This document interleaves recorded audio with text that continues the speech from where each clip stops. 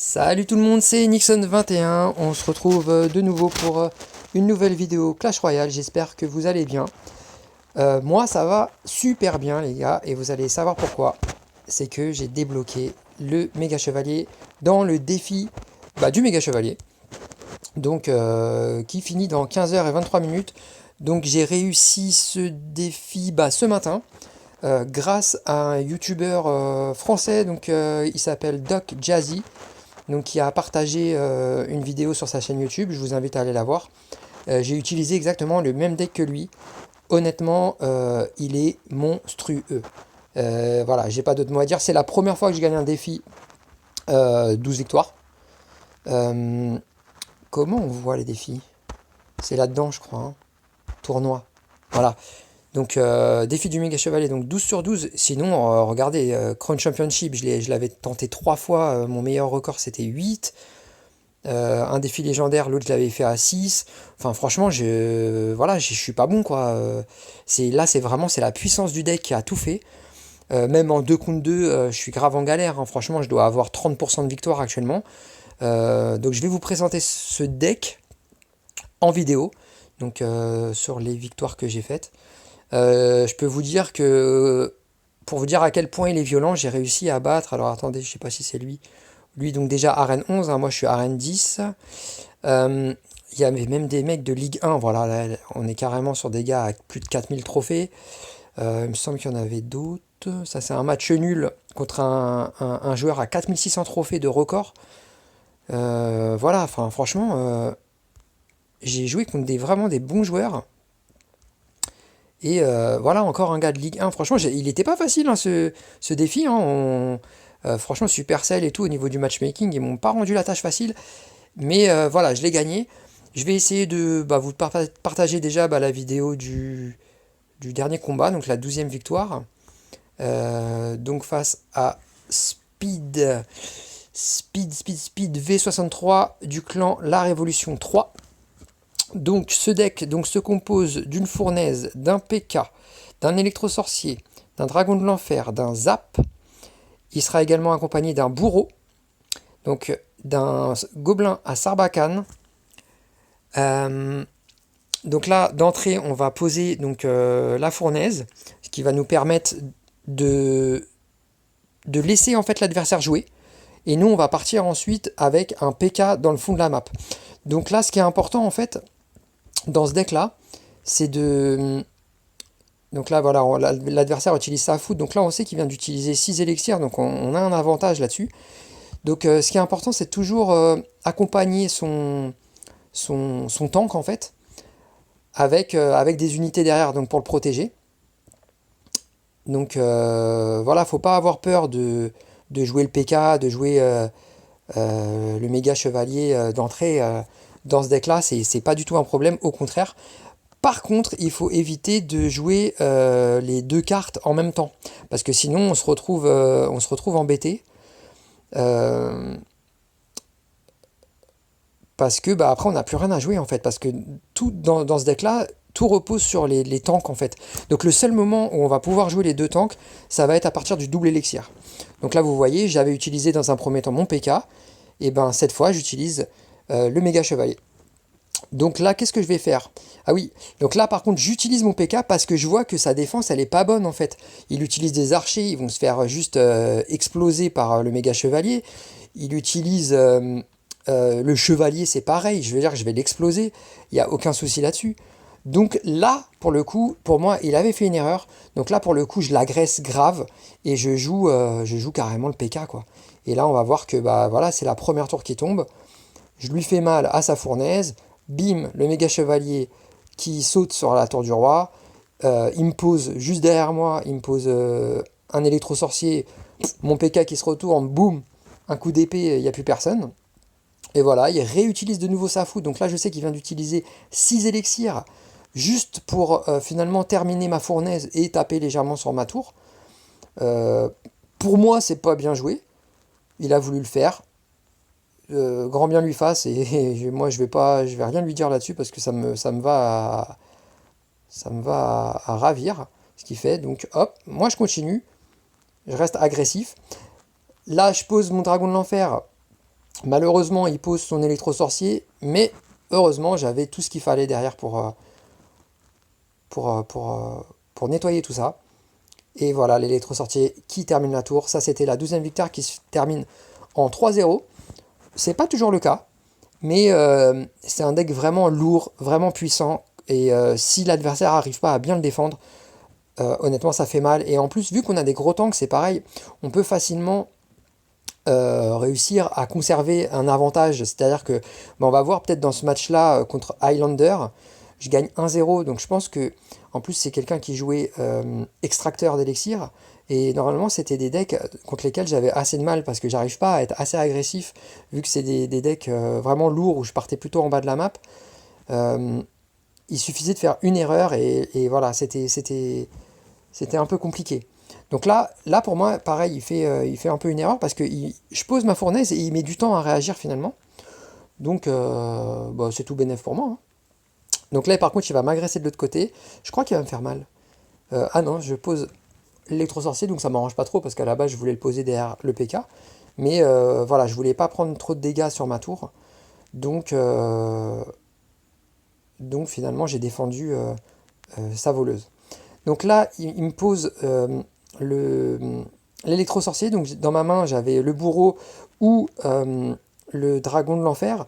Donc évidemment, face à l'électro-sorcier, il faut absolument pas poser le dragon de l'enfer. Euh, Là, par contre, il l'a utilisé. Donc c'est-à-dire que normalement, je pense que là, je vais partir sur un méga chevalier, voire peut-être une fournaise. Voilà, je vais repartir sur une fournaise, voilà, sans prendre de risque. Vraiment, c'est un défi où voilà, j'avais pas envie de prendre de risque. Donc là, il pose. Alors c'est là où, au contraire, je pense que là, c'est peut-être une erreur de ma part. Lui, il pose un extracteur et je pense qu'il faut être plus agressif. Donc direct partir sur un push, tandis que là, en posant ma fournaise, c'est vraiment tranquille. Je le laisse pomper son élixir et finalement, bah, il va me rattraper au niveau de l'élixir. Je sais pas si c'était vraiment bien joué de ma part. Par contre, ce qui est intéressant, c'est que là, il vient de jouer son électro-sorcier qui est le contre à mon dragon de l'enfer. Donc, cette fois, je vais pouvoir le jouer. Donc, idéalement, on va même carrément mettre les deux. On va mettre l'électro-sorcier pour bah, faire ralentir un petit peu son PK, pouvoir prendre le dessus. Mais il joue bien parce que finalement, vu qu'il a beaucoup d'élixir, il va pouvoir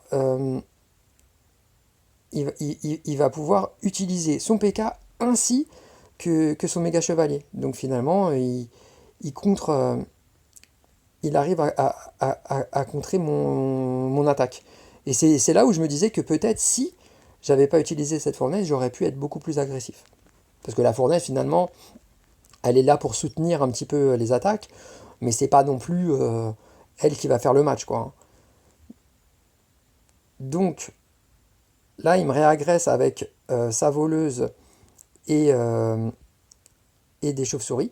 Donc j'ai pas posé la méga parce que là sinon c'était rip avec les chauves-souris. Donc j'ai préféré défendre au bourreau. Là le méga chevalier qui arrive à passer. Là voilà, alors là à partir du moment où il me pose un électro sur, sur mon PK, c'est sûr que c'est foutu pour lui, hein. Et alors j'ai pas vu qui a pris la tour, là je pense que c'est peut-être le gobelin Sarbacane. Alors c'est une carte qui est particulière, le gobelin Sarbacane, parce qu'elle est quand même plutôt fragile.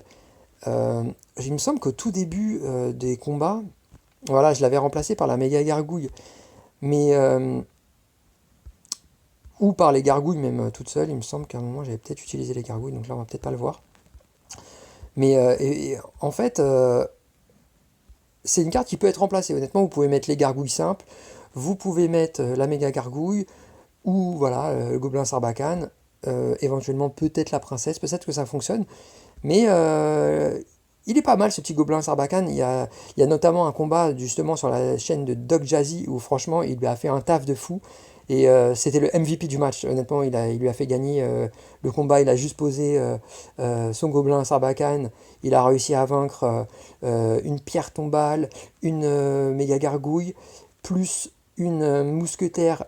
Et je crois qu'il restait 1% de vie sur un, un sorcier de glace à lui tout seul. C'est-à-dire que voilà, il a posé 3 élixirs. et il a dû buter 13 élixirs, quoi. C'était juste impressionnant. Et juste derrière, il en repose un autre, et c'est lui qui va lui faire gagner le match en focusant sur la tour, et en étant protégé par des tanks. Donc honnêtement, j'étais un peu sceptique au début, mais le fait que voilà, il soit très rapide, il ait une cadence de tir très très rapide, et que il vise de loin, donc une portée à 6,5, c'est franchement pas mal. Donc par rapport à la méga gargouille, honnêtement, j'ai préféré finalement.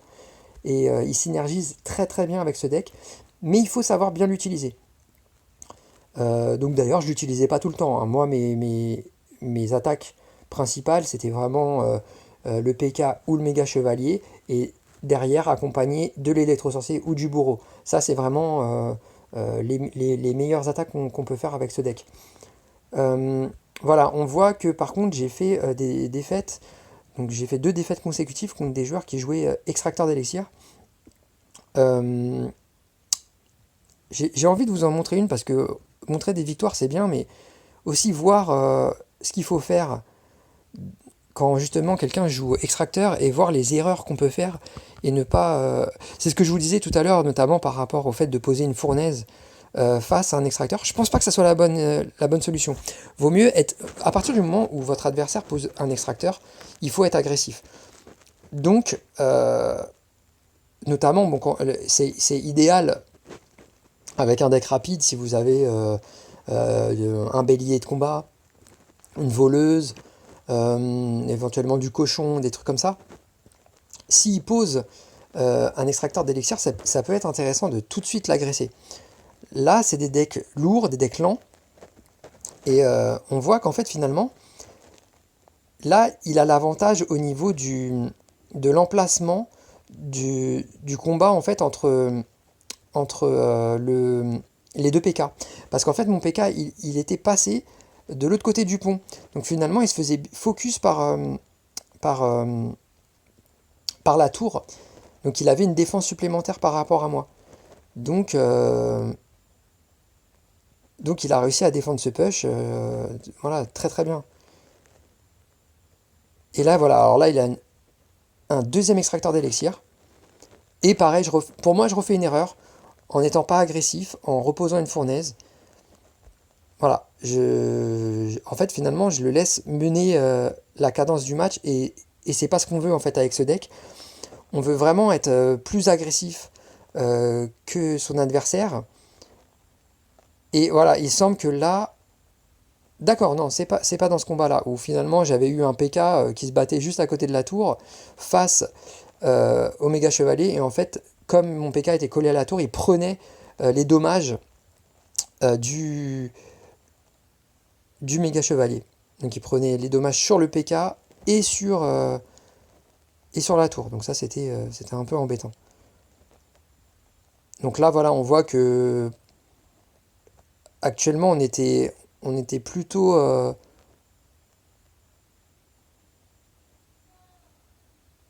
on était plutôt pas mal là. Donc voilà, 2054 à 2027. Là, je pose 2 tanks. On peut se dire c'est bien joué. Pour l'instant, il n'y a pas eu de gros misplays, hein, à part peut-être le fait de poser la fournaise. Euh, donc on va voir à partir de quand le match va tourner. Il a plus d'extracteur, donc en fait j'ai dû faire une erreur à un autre moment. Voilà, alors là il arrive avec un gros push, et là j'ai plus rien. J'ai plus rien parce que c'était un combat très disputé, et en fait j'ai joué mes 2 tanks qui sont vraiment les, les- la base du deck. C'est-à-dire qu'à partir du moment où tu t'as plus de tanks, et ben t'es grave dans la merde. Donc faut vraiment en général utiliser uniquement un tank, donc un PK ou, ou un méga chevalier, seul, entre guillemets, accompagné d'unités comme l'électro-sorcier, ou le bourreau. Voilà. Euh, voilà, donc moi je vais arrêter la vidéo ici. C'est ce deck qui m'a fait remporter donc le méga chevalier. Je suis super content. Euh, Il y a Doc Jazzy qui a fait sa dernière vidéo donc sur les 12 victoires du défi. Il trouve ce deck à partir de 2h30 de vidéo. Donc sa vidéo elle dure 3h30. C'est à partir de 2h30 de vidéo qui trouve ce deck. Donc pour ceux qui veulent plus de gameplay, qui veulent voir sur plus de matchs, sur plus de match-ups différents, comment jouer ce deck, je vous invite à aller voir sa vidéo. Donc Doc Jazzy, DOC, plus loin Jazzy, donc J-A-Z-Y. Voilà, allez voir sa vidéo, franchement, c'est ce qui m'a permis de gagner, je vous dis sincèrement. Sans ça, j'étais parti sur un deck de Clash with Ash, qui est un YouTuber américain. J'étais moins à l'aise. En fait, j'ai l'impression que ce deck-là, il est plus simple à jouer finalement. Il est plus simple. Franchement, c'est pas compliqué, quoi. On pose la fournaise, ok. On pose un tank en fond de map, ok. Il avance et on lui met un soutien derrière. Voilà. Et en fonction de ce que met l'adversaire, par exemple, si je pose un PK et que lui, il me pose un dragon de l'enfer, hop, direct réflexe, on pose l'électro-sorcier, parce que l'électro-sorcier, il va très bien contrer le dragon de l'enfer. Si, inversement, je pose le PK et il me pose une horde de gargouilles, par exemple, qui va se mettre sur le PK, là, on met pas l'électro-sorcier, on met le bourreau pour nettoyer. Donc voilà, ça va être vraiment... c'est pareil, s'il pose une armée de squelettes ou quoi, si on veut nettoyer vraiment, ça va être le bourreau. Et vraiment, l'électro-sorcier, il est super important contre le dragon de l'enfer, ou éventuellement la tour de l'enfer également. Et pour ralentir aussi les ennemis. Donc voilà, honnêtement, ce deck, c'est une tuerie. Je suis à 16 minutes de vidéo, je vais arrêter là. Voilà, j'espère que pour vous, ça s'est bien passé.